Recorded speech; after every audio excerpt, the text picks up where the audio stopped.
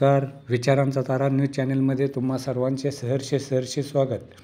मुधोळ परिसरातील शेतकऱ्यांनी 3,500 दर मिळावा म्हणून ट्रॅक्टर पेटविले.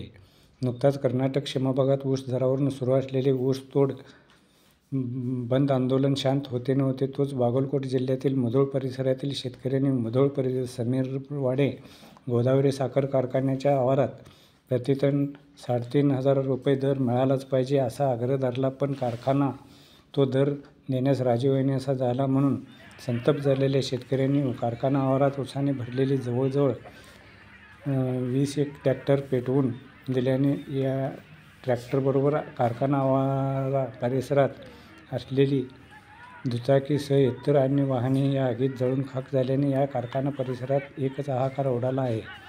आगीचे वृत्त कळताच पोलीस व अग्निशामक दल घटनास्थळी दाखल होऊन आग आटोक्यात आणण्याचा प्रयत्न केले, पण त्यांचा काही उपयोग झाला न झाल्याने मोठ्या प्रमाणात नुकसान झाल्याने या घटनेची सर्वत्र चर्चा होत आहे. मित्रहो, विचारांचा तारा न्यूज चॅनेलला सबस्क्राईब करून, लाईक करून, शेअर करावे अशी विनंती करतो आणि इथेच थांबतो. धन्यवाद. विचारांचा तारा न्यूजसाठी रंगराव बन्ने, बारवाड.